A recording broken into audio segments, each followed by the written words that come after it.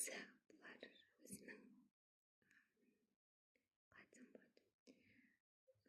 пакетиктері болады ғой сырттан, одан ашылмай, соны ашып барып распаковка жасаймын деп ойлаған, бірақ шыдамастан ашып қойды. Сол себепті енді осылай ашылған кезде көрсетсем деп едім. Енді әлі де мен жанында микрофон немесе осылай телефон ұстап тұратын артымда штатив оны ештеме алған жоқпын. Осы барлық мүмкіндігімше түсіріп жатырмын. Енді бұйырса алдағы уақытта міндетті түрде аламын, және сол тема сайттарында да бар екен неше түрлісі. Енді тапсырыс беріп көремін.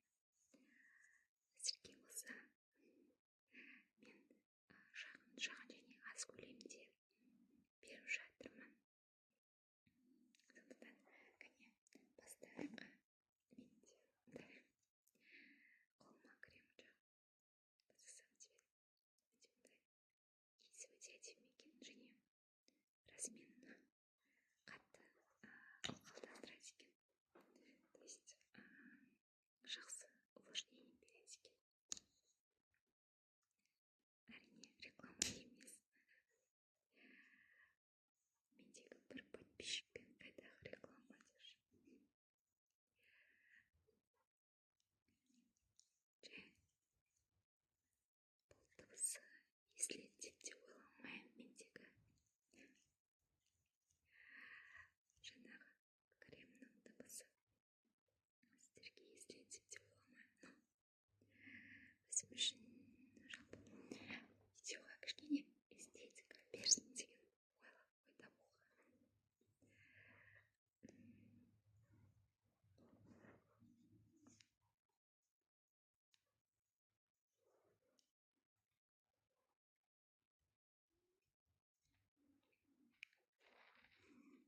Иісі өте керемет.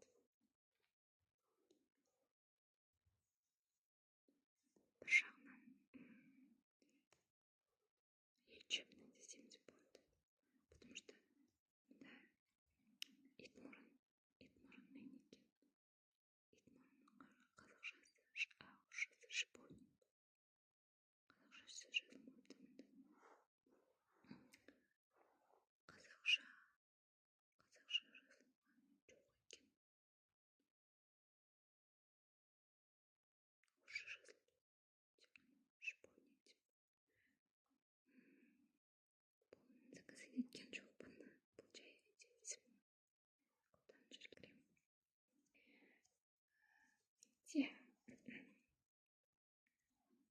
Бірінші көрсететінім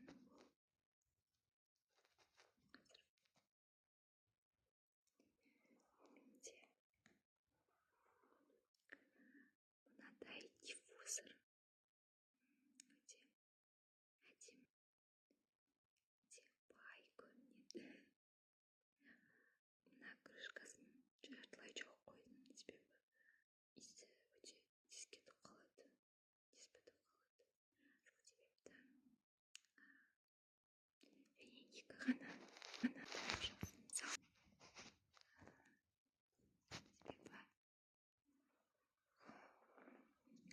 Себебі тез бітіп қалмасын және иісі өте қатты қоздырып болмасын деп. Негізі қалған бөлек тағы да таяқшалар бар.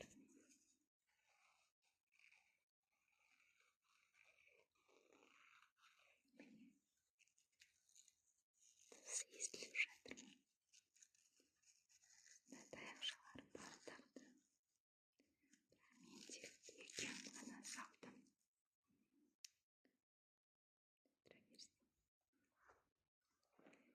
Екеуін ғана салдым. Ойнында осындай бар екен. Шашақ бар екен. Осындай иісі өте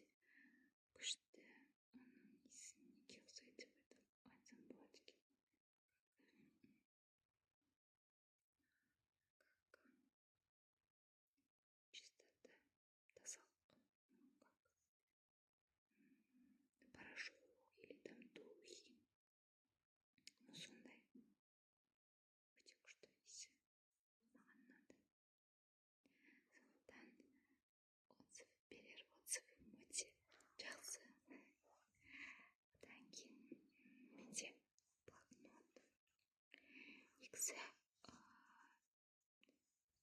жаңағы сайттың ішінде мында жазу болған және кітапша сияқты, яғни мына қабаттары кітапша сияқты үлкен болып суретте көрсетілген. Мен соған орай ойладым, сондай көлемде шығар, яғни үлкен деп ойладым, негізі үлкендеу деп ойладым, және қатты кітапша секілді деп ойладым. Ал негізіне келгенде сырты жұмсақ және кішкене екен. Жарайды. Главное, менде блокнотым бітіп қалған еді. Әзірге амалдай тұрамыз. Сырты приятный, тесілгенде приятный, но маған ұнамаған. Суретте өтірік көрсетілген, өтірік болғанда үлкен әрі кітапша секілді көрсетілген. Мұнда келгені жұмсақ әрі дәптер сияқты, как будто әрі азғантай.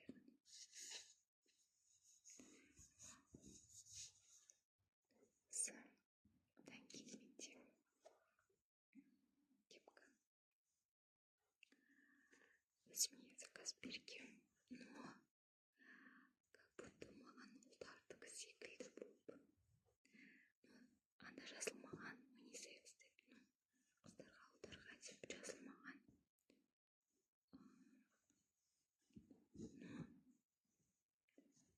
Жасыл түсті. Қыстың кезінде кием деп ойлап алдыртқам. Бұлай тігістері де жақсы, ондай қатты бір шығып тұрған жіптері, тігілмей қалған жерлері ондай жоқ. Астында мұндай астарымен жасалған.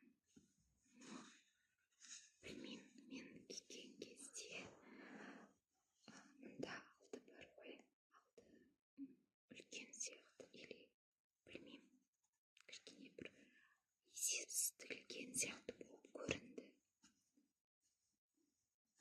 Мұнда фотосымен қалдырайын десем, кішкене кейін тағы бір көрсетсем, киіп тұрған фотосын кейінірек тағы бір көрсетермін. Одан кейін менде мен бұған довольна болдым. Мұнда эфир майлары. Ішінде 3 дана май бар. Мұнда негізі суретінде басқа да иістер болды, бірақ мен таңдағаным осы 3-еу болды.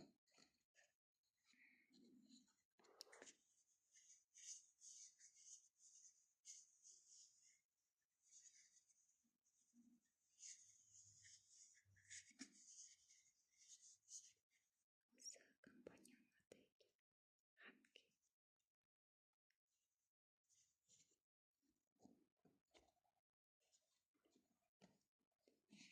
Бірінші иіс бізде роза, яғни гүлді иіс. Бұны негізі эфир майлары пайдалы және эстетикалық түрде де, жалпы денсаулыққа да пайдасы көп деп айтады.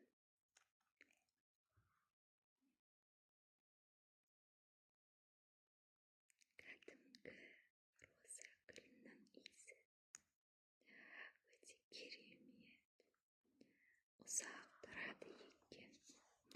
Мен бұларды менде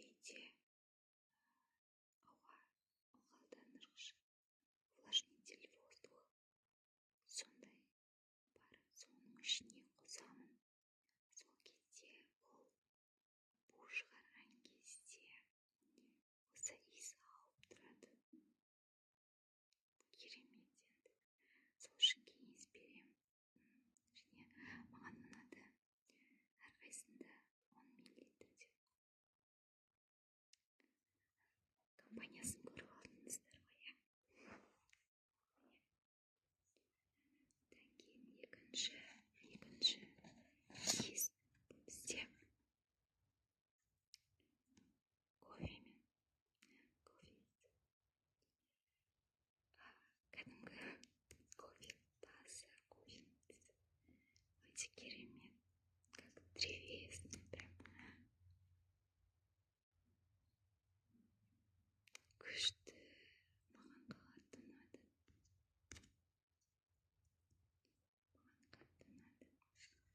Және соңғысы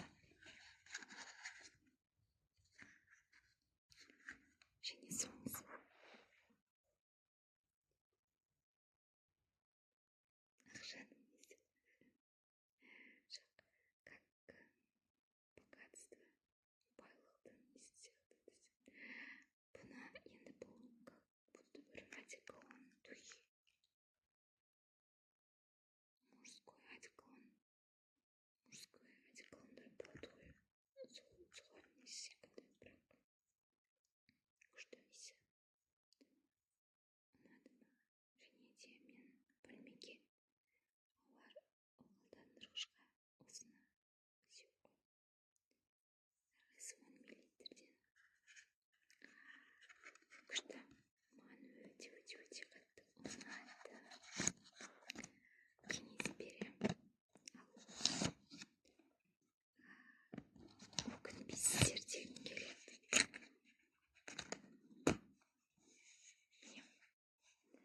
Және де соңғысы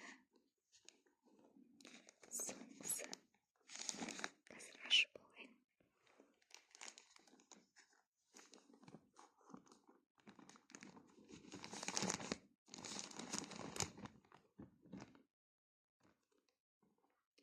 Мен өз даусымды өзім естіп тұрған жоқпын. Обычно жай ғана микрофонмен түсіріп жатырмын. Сол себепті дауысы арасында қалады шығып, немесе баяу шығып қалса кешірім сұраймын. Менде бұнда 5 штук носки өзіме. Мұнда жақсы бағада келді. 5 штук. Біріншісі мынау түсі бордовый. Қазақшасы қалай болатын еді? Қоңырқай, қызыл қоңыр. Солай болады меніңше. Міне, бантигі бар. Күшті. Біріншісі осылай. Екіншісі мұндай майда полосаты. Мұнда қалың емес, обычно қалың емес, бірақ матасы өте жылы. Екіншісі осындай майда полосаты. Ондан соң ақ. Және осындай бантик бар. Екі жақта. Маған ұнаған осы күшті, әппақ және қызыл. Осылай бордовый лентасы бар. Ой, бантик бар. Мұнда үлкен полосатый, жаңағы өтіп кеткен средний полосатый, және мұнда мелкий полосатый. Майда. Осындай. Барлығының материалдары бір, только узорлары басқа. Осымен бітті. Енді алдағы уақытта жиі шығып тұрамын деп не уәде беріп жоқ болып кетсем де. Енді бар мүмкіндігімше түсіріп жатырмын.